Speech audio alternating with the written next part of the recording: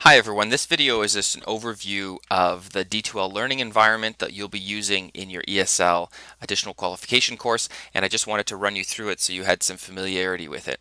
Now if you're a Peel Board employee, then you can access D2L directly through the BYOD page, which is simply a case of visiting byd.peelschools.org from home, and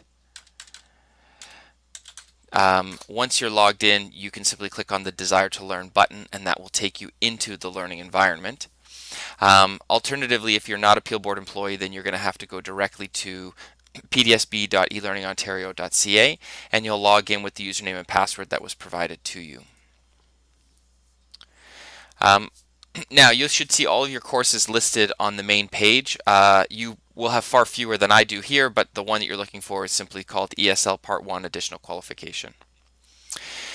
Now, what I'm going to do is actually switch over to a different account so that you can view it looks more like what it'll look like to a regular user like yourself.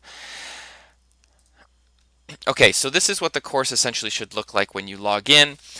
You're on the main landing page, and I just want to point out a few items. The first is that your instructor has produced a course calendar. This is just a graphic image that sort of outlines some of the main dates and timelines that you need to be aware of.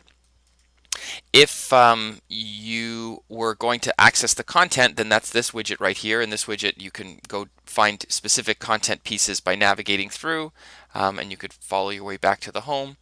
However, if this is a little too constraining in its size, if you click on this link for Content Browser or this button up here, you actually go to a page where the Content Browser now takes up full page. So you see down the left-hand side of the page, this would be a table of contents for the entire course with all of the modules set up, and you can scroll through and see some instructions, as well as, if, for example, this activity that has some information that you're supposed to complete.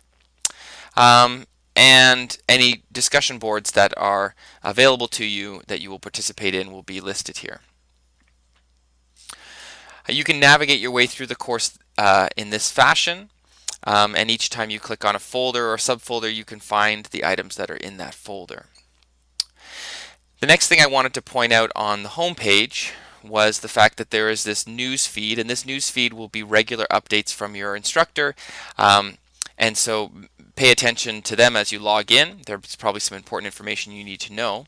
However, it is useful if you have finished reading something and you don't want to see it anymore, then you can click the little X button in the corner and dismiss that notification. And that's a sort of a useful practice to do, such that if they're cleared away, then when you log in and there's something new, then you won't miss it because it'll be quite obvious to you. Now, just a couple other things to mention about these two drop-down menus. I told you before that if there were discussion boards, then you could go into the course content, and they should all be sort of littered throughout the course in the appropriate folder.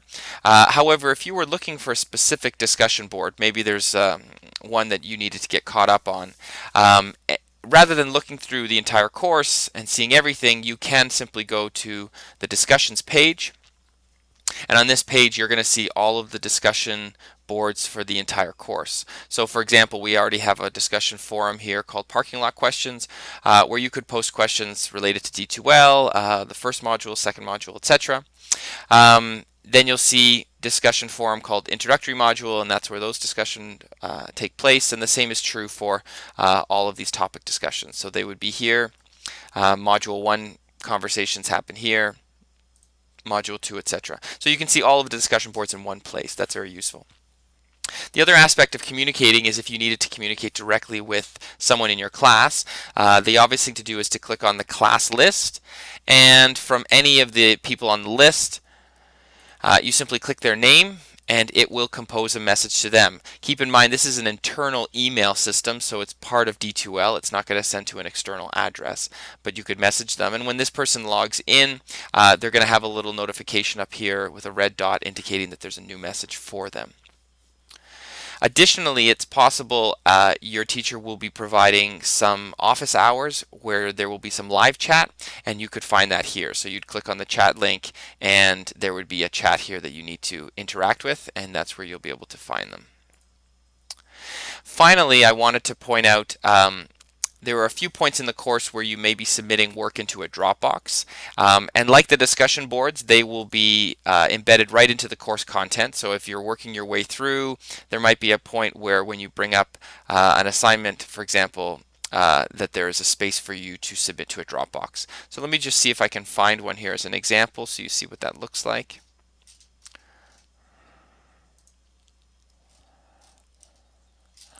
Actually, I think they're not yet available, so this is why we can't see them. But it's a little picture of an icon that looks like an inbox.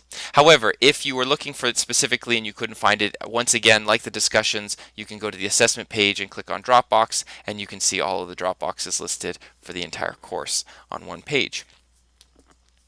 So I think that's the basic overview that I wanted to cover. If you have more questions, obviously put them to your instructor, and as needed, we can put together more videos for some clarification if there are aspects of the learning environment that are still confusing. Best of luck in your course.